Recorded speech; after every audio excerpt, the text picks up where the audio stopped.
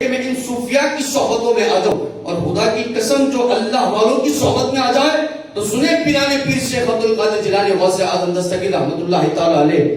آپ کو پتہ لگا کہ ملک شام کے اندر ایک اللہ کے ولی کا انتقال ہو گیا. اور آپ یاد رکھیے گا اللہ تبارک و تعالیٰ کا یہ طریقہ ہے کہ جب کسی علاقے کے ولی کا انتقال ہو جاتا ہے تو اس کی جگہ پر اللہ دوسرے ولی کی ذمہ داری لگاتا ہے. وہ ولی اس علاقے کو سنبھال رہا ہوتا. آج تک یہ چل رہا ہے. کوئی بھی علاقہ کسی اولیاء کے بغیر خالی نہیں ہوتا.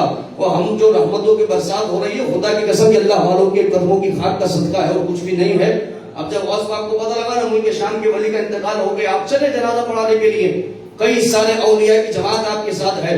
غوث پاک اس ولی کے جنازے کو پڑھانے کے بعد تدفین کے بعد کہہ رہے ہیں اپنے مرید کو بلا کر کہ جاؤ اور قسطنطنیہ کے اندر ایک فلاں کافر موجود ہے جو کہ ذات کا مذہب کا عیسائی ہے، اسے بلا کر کے لاؤ کہ شام کے اندر شیخ عبد القادر جیلانی نے تمہیں بلایا ہے.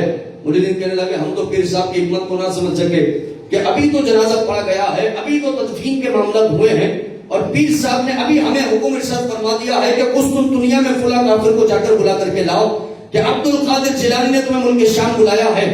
حضرت شیخ عبد القادر جیلانی کے مریدین چلے قسطنطنیہ سے اس کافر کو بلا کر کے لائے. میں قربان اللہ والوں کی صحبت کی برکت کیا ہوتی ہے.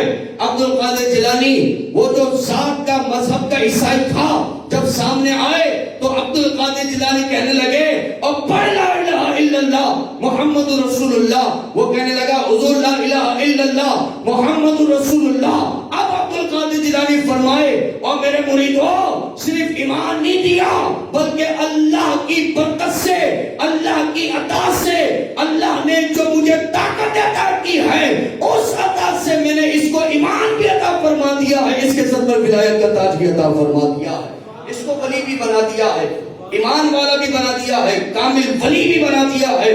تو خدا کی قسم جب چوروں پر نگاہ کرم ہو جائے تو ولی ہو جاتے ہیں، کافروں پر نگاہ کرم ہو جائے تو ولی ہو جاتے ہیں.